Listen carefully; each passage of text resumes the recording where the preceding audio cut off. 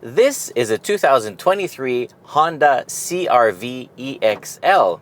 It is, of course, Honda's mid-sized family crossover that people have been trusting for over 20 years. It is now more expensive than ever, since prices start at 36,871 Canadian dollars for an LX two-wheel drive. This EXL will set you back over $45,000. The top-of-the-line touring model, which is now a hybrid, will set you back $50,000, which used to be what a very well-equipped Honda Pilot used to cost.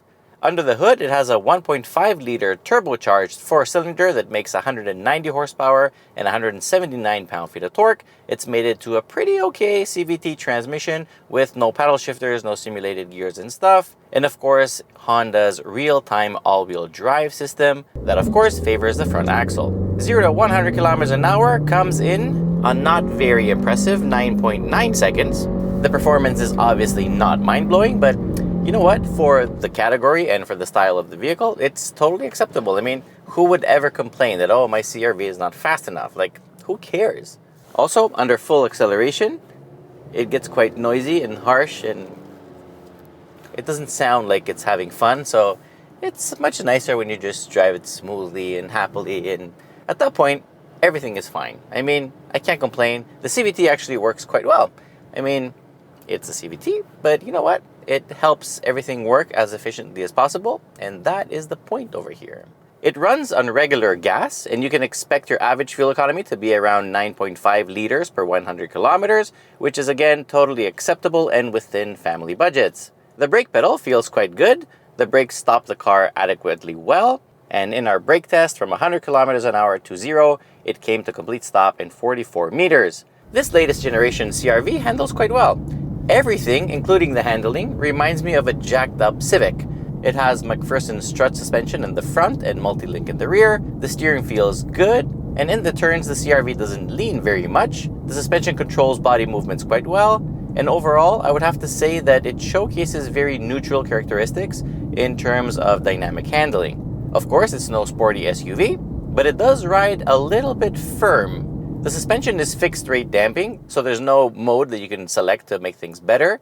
It's not uncomfortable, but some low-speed, harsh bumps are really felt in the cabin. The exterior design is very fresh. I really like the front end and all these little details they've done around the front headlights. The bumper looks aggressive enough. The side profile is pretty sporty, and so is the rear. It once again looks completely like a CR-V. You can't mistake it for anything else on the road, and overall, I like it. Inside, once again, it feels like a jacked-up Civic. Everything in here is very Civic-like, and ergonomically, it's sound. Everything is easy to use, reach, and understand. The materials used are better than average. There are some soft materials and some hard plastics. I like all the trim details, and especially this little black plastic here, which is not gloss black, but it's the same thing as the rest of it. It's pretty cool. The steering wheel controls work very well, and the steering wheel itself looks quite nice. There's a lot of room to put your stuff. You have nice cup holders here, a big tray in the front that also has a wireless charger. You get USB ports in the front.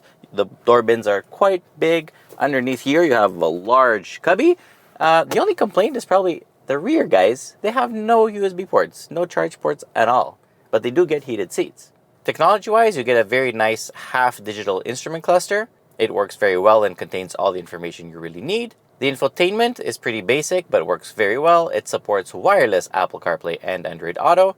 The backup camera is really good and also protected in the back so it doesn't get dirty that easily. The keyless entry works just fine, but only with the front door handles. And you also get a few basic driving assistance with lane keep assist, but it doesn't work that well, especially because crosswinds really do affect this car. So don't expect cutting-edge technology over there. The CR-V is easily one of the roomiest vehicles in the category. Roominess up front is like very nice. The driving position is really nice. The seat is very comfortable. I have no complaints. You get a heated steering wheel and heated front seats. Passengers in the back get a lot of legroom, lots of headroom.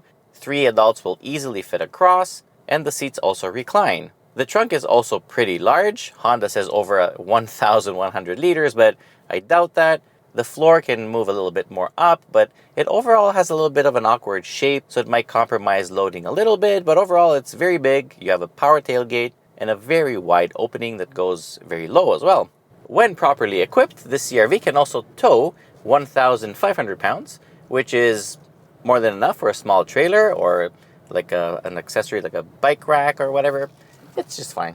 Competition is crazy nowadays in this category, as it's one of the most popular categories in the automotive segment. This CRV is still one of the leaders, however. It does need to battle with things like the Toyota RAV4, the Mazda CX-5, the Jeep Compass, Chevy Equinox, GMC Terrain, and about 1,000 other vehicles.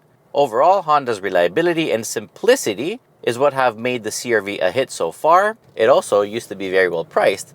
However, now it's pretty expensive, just like everything else out there. I mean, it's still good value, even if you pay top dollar for the hybrid model, which I think might be worth it. It's an interesting drivetrain. I do believe that the CRV will keep doing very well. People will still buy it. I don't see any reason why they wouldn't. Overall score, this CRV, from me, earns a very good 8.5 out of 10. And in my opinion, it's still one of the top 3 picks in the segment. So that's pretty much it with the 2023 Honda CR-V EXL. If you like this video, please remember to subscribe to the channel. We really need those subs. Share this video with your friends. Leave us a comment. Do whatever you want. Most importantly, till next time, be well. Bye-bye. Perfect.